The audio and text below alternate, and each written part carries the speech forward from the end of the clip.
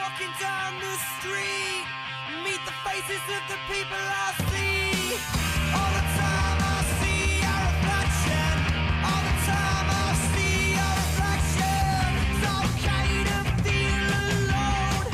It's okay to be alone. All the time I see your reflection. All the time I see your reflection. 'Cause when I'm with you, it seems so easy. Seems so easy. My best days are with you. They are so easy. They are so easy.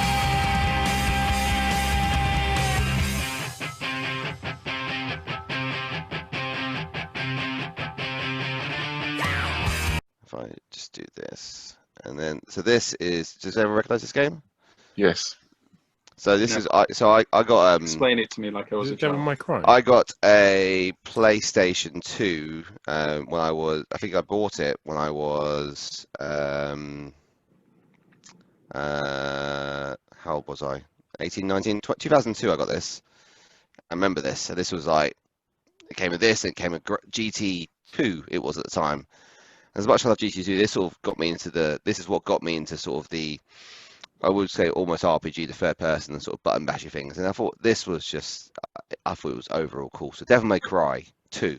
So it was the first one, which I don't know about, but the second one, when it came out, was, I thought absolutely immense. You're basically Dante, and he is the child of, I can't remember, who's he the child of? He's like The child devil. of the devil, basically, isn't it? Yeah, so he's like he's a half demon. And he goes through and you basically hack and slash your way with a giant sword and a couple of cool guns, which he calls the way you upgrade yourself. So you basically get powers and you can upgrade and go through. And there's no bit about to load, so I'm just gonna quit that. Guys, what are we watching, Alexis? No. So you can go through and you basically get orbs and you power yourself up, and it's just a third person shooter, but it's so much fun. And you Severoth, that's who you're fighting against, your dad's Severoth, and you're basically trying to go through this castle, and you end up going through the castle, and it's really quite difficult. You keep dying, and you have to level up, and the more you level up, the you basically fight fiends and things. So it was this was one of the ones. The other one, which was the equivalent on the Xbox, was Ninja Gaiden, if you remember it, and how hard Ninja Gaiden was. And Ninja Gaiden. So there was a lot of games. I used to be a massive gamer back in the day. Used to play a lot of this and all sorts of things. But this was the one which got me into this type of games. This opened my door to things like Ninja Gaiden and all the other things in that sort of genre which I can't remember. But I played hours on this game, and the idea was you could actually do special combos with your sword. So what you could actually do was, you again, like you do like Street Fighter moves, you basically pull off like this, you pull off special moves, and you can then have special powers, and you can upgrade and choose your powers throughout the game. And different enemies and different bad guys were affected by different techniques as well. So there's always like a pattern with these types of games, isn't there? But Was it easier than Ninja Gaiden, though? It would make it. Yeah, Ninja Gaiden I would say is probably the hardest sort of type of game like this that I played. If you played Ninja Gaiden 2, it's even better. Ninja Gaiden 2 is immense. If you haven't played Ninja Gaiden 2, play Ninja Gaiden 2. It holds up really well today. You go right into the depth zone. You have to destroy the 4 demons of hell. Fucking brilliant. But this, yeah. So there was like 4 or 5 Devil May Cry. This is the best one of the lot, which was started off. So that was my number 1. My number 2, which was on a different games console, completely. You might recognise it in a second. So there was an original version back on, I think it was NES, and then came out on GameCube. And what I liked about this is you started off basically, you had amnesia, and you start off with your blaster, and you went round and you collected all the different powers. So crash landed on the planet, and the graphics on this. So what I loved about GameCube compared to its rivals was the ability to actually its graphics and gameplay, and I thought it was phenomenal in that respect. So you can go through and it's first person. You have your visor, but you have a blaster, you have grapple hook, you have special weapons, special things, and each time bloody adverts again. So the idea is that you actually will level up stuff as well. And the more you play it, you basically go around this ancient temple, and the more you play it, you're basically your ship is everywhere, and you're trying to find your ship and your weapons to try and get back and off this planet. Either way, someone's following you all the way through. As you're going through, you so it's free reign. You can go wherever you want, but effectively there's puzzles you can solve, almost like a Lara Croft Tomb Raider style. And so for certain things you can't do, so you have the ability to double jump to start with, and you learn the double jump, so you get your jetpack. You then have the ability to grapple hook, and as you go through, you can unlock. So you have to go back through and repeat things and do different things. So a little bit like when you did Mario and Mario 64, or like Zelda, and you have to go back through and do the missions in different ways to unlock different parts of the mission. You do that, and I just really took to this. This was such an in-depth game. That I found was just so playable as well. So they were the two games I felt were the sort of game changers really, because it opened my eyes to what was possible really. So in these types of fantasy worlds, and it was before it. So these came out I think just before Xbox did in that respect, in the sort of the big sort of those games in that. So that was my two, and then there it goes into the Powerball mode, which I thought was pretty cool. And then my toy that I got from that time, I actually got, I think it was about 2002 I bought this, was Encore Fort Max. I always wanted the Fortress Maximus when I was little, and as you said, Jay, and Andy, you can't get these in the UK, so I always wanted one, and I saw one on eBay. I think it was either the Encore version or it was actually, yeah, it was this version actually. This version here, I think it was. I managed to buy him for about 200 quid, 230 quid posted. And I've never really got him out of the box, I'll be honest. He was too precious to me, but I sort of got him out and just adored him really. He's an absolute beast, and he's now packaged upstairs in my loft. Probably going to give to my children at some stage. But he was just so much fun. I found. I say fun, he was in the box really, but he was always my grail back in the day. And I was very pleased when I got him, because now I have the Titans Return version. But that was what I was doing back in the early noughties was collecting all the Transformers, so for my G1 ones, until I found Masterpiece. So until my good wife at the time then took me to my first Autobot assembly, and I got me an MP10. So that sort of killed off my want to complete G1, my completers, because again, I guess you don't always go back to your heroes. So I didn't want to do that, because I wanted to cherish my memory of my childhood in that respect, because every time I try to uncover that story, it doesn't always end as well as I want it to. So I want to hold that memory. Yeah, Alexis, so that's why I don't believe it. Yeah. But honourable mentions really. So Ninja Game was honourable mention. Mario Kart was another one really. So there was massive. There was a lot of things. When Xbox and PlayStation 2 and GameCube came out, there were so many really, really, really good games. My little brother actually collects consoles, like I collect Transformers. He collects consoles, so he's got like Master System, Mega CD, Atari. He's got all those. So playing Sega Mega Drive on like. I think the Mega CD was that Death Trap or something game, or Night Trap. Night Trap, yeah. Video footage mixed in a game. It was based on a VHS game, and yep, really corny, but it generated a lot of furore at the time. People weren't happy. But it's still why was that? easy to get. Oh, because it was so realistic. It was like a horror game. I think it was leveled at 15, so you had to be 15 to play it. But it was just the Senate in America just constantly just jumping on anything they could jump on to create somehow we'll stand up against this. This is what's causing our youth to act like this. All video games. The whole not because we we're don't not want buying our any families. education. Yeah, The one game which always stood out to me. Night Trap was one of them. The one game which always stood out to me is in that sort of area, which was just super realistic, and I couldn't play it at night on my own, which was when GameCube redid Resident Evil. And if you look at the graphics of the original Resident Evil, it's just blocky and shit. But they actually released such a jump up. But they released on GameCube. They did exactly the same game. And this, when you see the first zombie, I was just like, and this was like 2003. I was like, wow, this is really quite powerful stuff, and you're sort of playing this on your own at night, sort of thing. And I've always remember getting to the bit where the hunters came out, which is sort of reptilian 3-foot things with massive claws, and you just see like first person things running and jumping around and sort of you feel like jump up and down, and then suddenly it sees you and you turn around, it just then takes your head off and like going, yeah, I'm gonna go to bed now. That's the end of my night then. Hug your My Little Pony collection. Nope, not doing it. Nope. Watch the movie again. Think of happier times. So it's all GameCube graphics. They're really solid. They look really. When you looked at PlayStation 2 and Xbox, you could see they were a bit clunky. They were objects put together. Whereas GameCube always looked really solid. And when you looked at that Resident Evil 0, that was the example of it. The graphics were phenomenal. But they weren't all like that on PlayStation. So I remember, as I said, I had Gran Turismo 2. I remember playing, and that was the one with the feeder song at the start, wasn't it? And it had that, just the feeder, just a day. Feeder, just a day. All by myself. Yeah. That was, and the graphics on Gran Turismo. So Gran Turismo has always been a game that still is at the pinnacle of driving, because if you actually get a race car wheel, so there is the GT Championship. So I've been to the tracks before with friends where you actually, so if you become top, I can't remember what it is, top 100, top 20 or whatever in the world for Gran Turismo, and the race lap times, because they're real tracks, they'll invite you to actually go to a proper racetrack and actually start to race in real cars. And a lot of the idea is it's proving ground, so that people with talent in racing can actually then become real race car drivers. And that's what I It love does about sound like something that Jay from the In-Betweeners would say.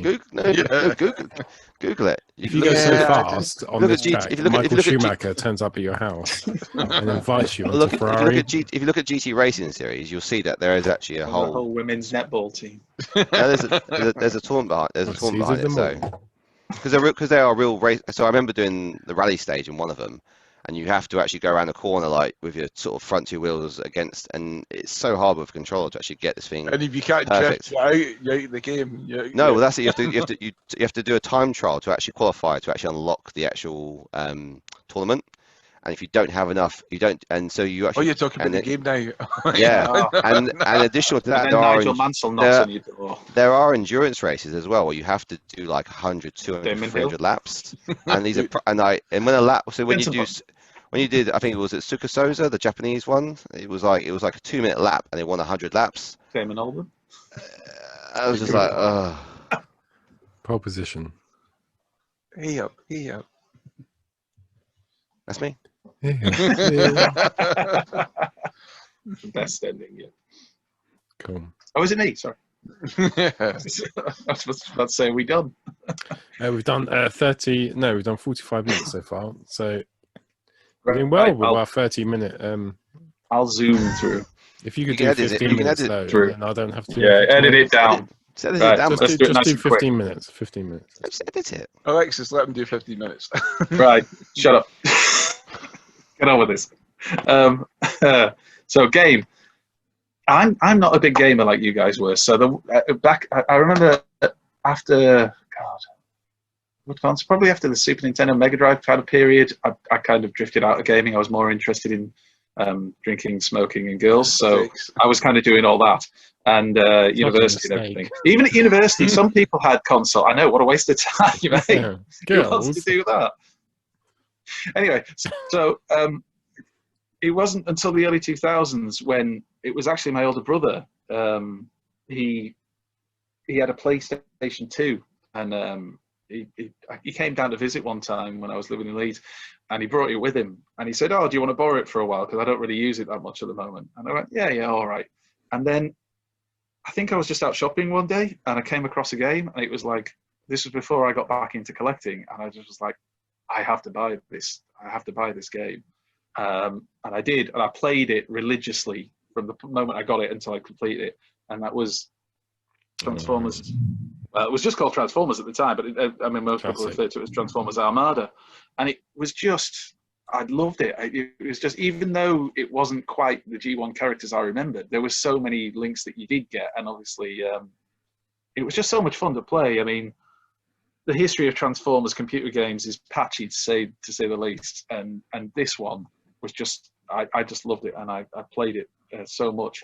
And what was really cool for me was, because I really enjoyed it, and then years later, my son Liam when he got into Transformers, I still had the PlayStation 2 because I never gave it back to my brother. Thanks, Chris.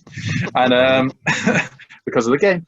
And I actually kind of gave my copy of the game to Liam and let him have a go on it, even though we had like the Wii and the Xbox and everything. And he played, and he loved it, and he played it all the way through, and he finished it, and then he played it again, and he finished it on whatever the hardest challenge level was as well, which I never bothered doing.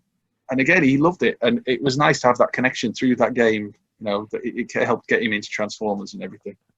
And like I say, I'm not a big gamer, so most of the games I buy for myself tend to be Transformers games when they come out. Other games that I buy, I just don't have the time to play.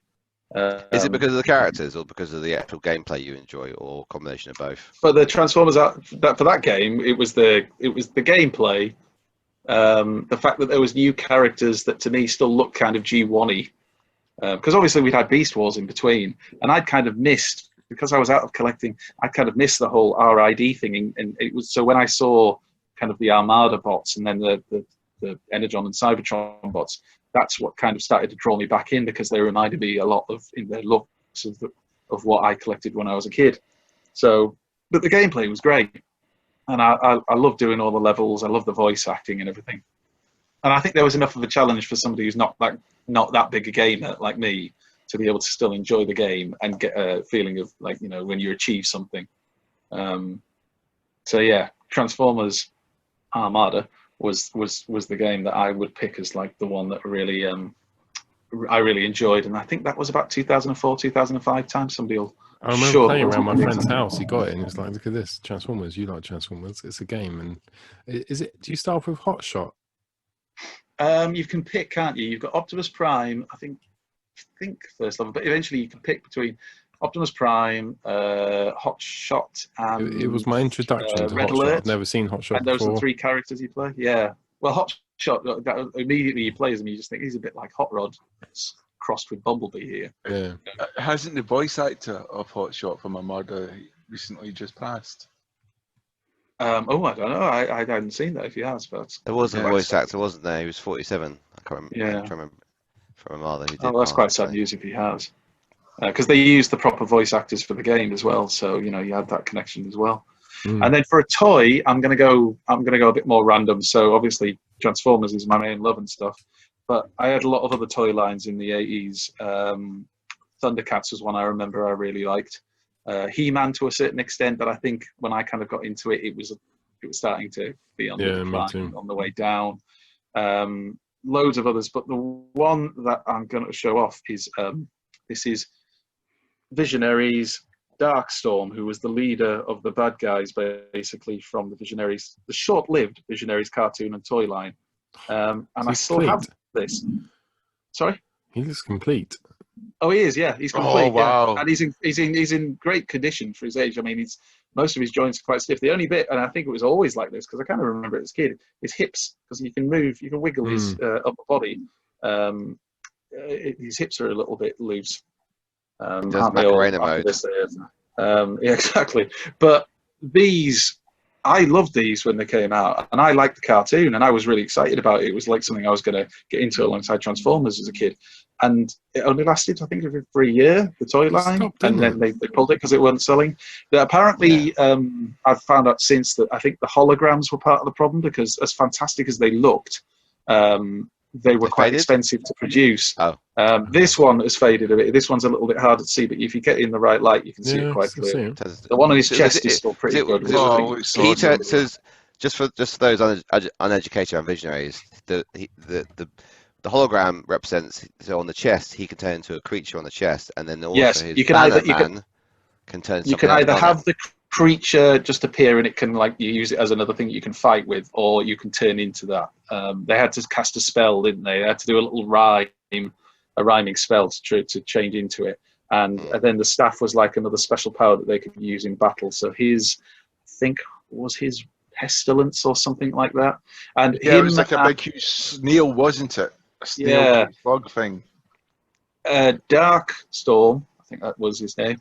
Darkstorm had the power that he could cast out this pestilence and basically make you start to kind of rot and die. But he could also take it back, so he could restore you to health as well. which it was quite rare in the cartoon. Yeah, and it was just the toy. I mean, I love helmet, Cindersaw. you've He got was the my helmet favourite. and everything. Well, this is it. There was the cartoon was I thought was quite a good cartoon, and it was quite entertaining. But again, I think they only made 13 episodes in the end. Wasn't there I one think you TF get on Nation where TV. we said we would all go and watch the? We Maybe were with going to go John and watch it last year at TF Nation. The Mapes brothers did kind of like a history of the Visionaries and kind of what happened with it and everything. And we were all saying, "Oh, we've got to go and see that." Because we loved it, yeah. And then we started drinking. That was about it, really. That's really That the was end of the awesome. story. It didn't really get much further than that, did it? I really like the Um, first episode of Visionaries when they're sort of like, because they are effectively everyone's a knight out for themselves, trying to gain power from a wizard they've been an invitation to. So those who can get to me will receive magical powers, and they're trying to save their clans or their land, aren't they? Effectively, and then they well, almost it's set burst on a into planet factions, called don't they? Prismos. It's set on a planet called Prismos, where they're all incredibly technically advanced, and then and then basically there's some kind of alignment of the suns, and all machinery on the planet stops working. Within about 5 years, they've all regressed to medieval lifestyle, as dressed as knights and things. So basically, Like you say, 2020. Yeah, or yeah, 2021 basically, to yeah. come. If somebody turns off the 2021, this is Wi-Fi it. after about 5 minutes, I've got my ice hockey gear. I'm ready, guys. and then I'm going to stand behind you. the wizard in it was called Merklin instead of Merlin, so that was fantastic. That must have taken hours of development to come up with that name. And he, like you say, he kind of said to these two factions, the two main factions, right? You come, and whoever gets here first gets these powers, and then they all race to get there. And in the end, he just gave the powers to them anyway, all of them, whether they were first or not. And he gave equal amounts of powers, so like 8 of them good guys got them, then 8 of the bad guys got them. But the toy line, I think there was only 8 figures released in the first wave of the toy line in terms of like single. There was another toy line parallel, wasn't it? Where they were also using holograms. And they were nice. Yes, what was I that remember called? that. Super. Beast something. It was their whole face, Supernaturals wasn't it? or something? Face and their Yeah. whole stomach. Yeah, and they were like a It was- rival. Panels off. Yeah.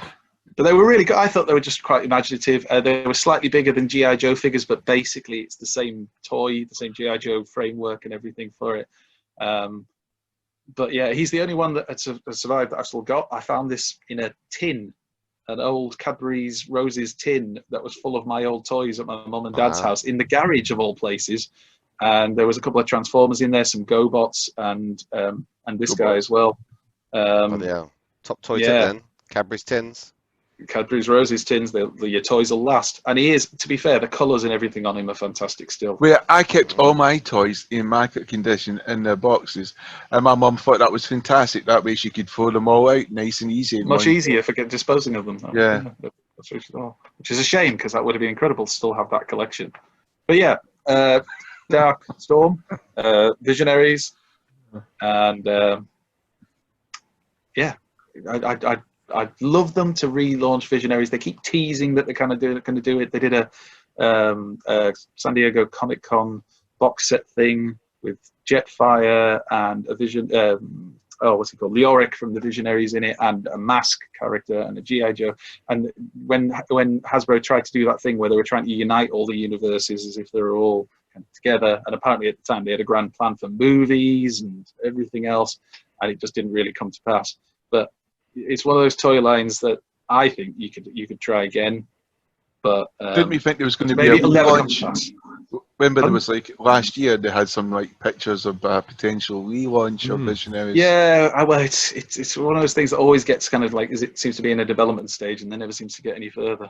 But You could. So that I mean, sorry, I was just thinking about through the theory of that. So obviously, because you mentioned obviously Visionaries are set on a different planet, Transformers are from a different planet, Mask and G.I. Joe are the same planet technically. So that's what probably might be the conflict in there. Which one is the? They did a Transformers Visionaries comic book, didn't they? Though a comic series where the Visionaries planet was, Visionaries planet was and Transformers used to have destroyed or something, so they ended up landing on Cybertron, and the story was something about like the Darkling Lords just saw Transformers as robots and machines, so they were happy to destroy them, and the heroic hero characters. I can't remember what they're called. Spectral Knights, that's the name.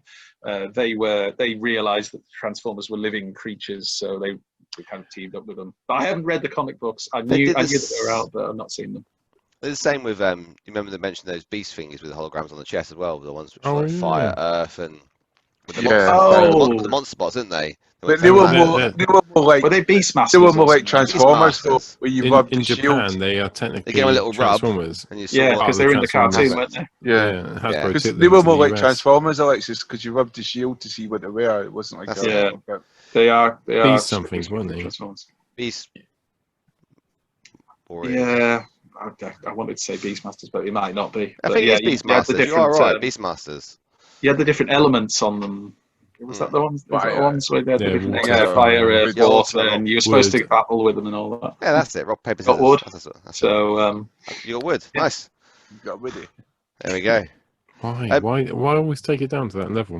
Can I share? Can Why I share not for something? once just Can I- elevate ourselves? I found. I just want to share. I just want to So share painting something. you've recently seen. No, this is quite fun. So this is something else that I used to play a lot. My Fucking little hell. pony. This is called Conker's You've had Bad. the old This bit, is Alexis. Conker's Bad is- Fur Day 64. Conker's Bad Fur Day. Do you remember Yes. this? And they No, re-released I it as know well. It's really rare. And, Hi, you've reached like.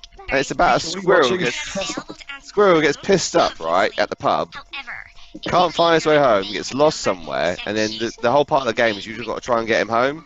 And he comes up against, and basically the king, Hi, Barry. Hello? Barry, if you there, pick up. the king Hello?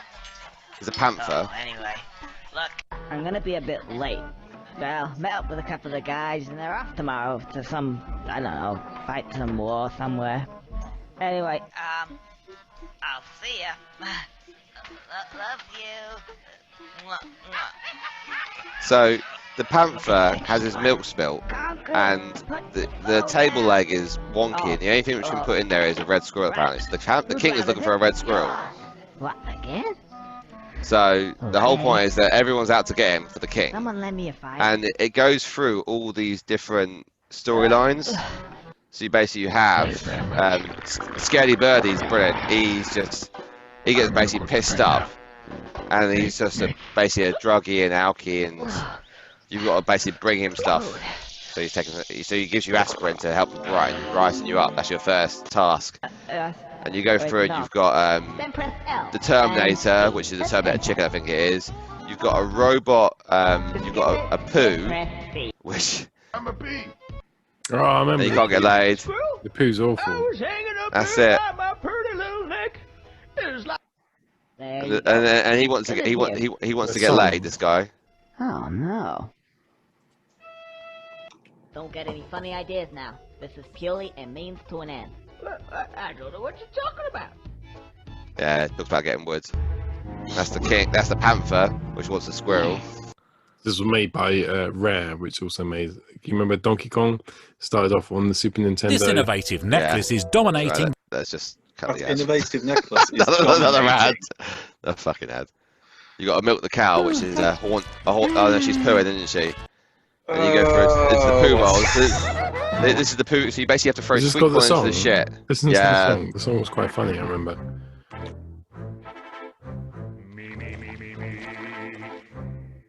I am the great mighty Pooh, and I'm going to throw my shit at you. This was a Nintendo A huge game. supply of tish comes from my God, chocolate I just feel like starfish. this is wrong. How about some It's like it was written by a group of 13-year-old English students. Called Alexis. This is brilliant. This game. This is your work, isn't it, Alexis? It's Beat- amazing that basically Nintendo beat him ever by let this throwing- go out. You beat him by throwing bog roll into him.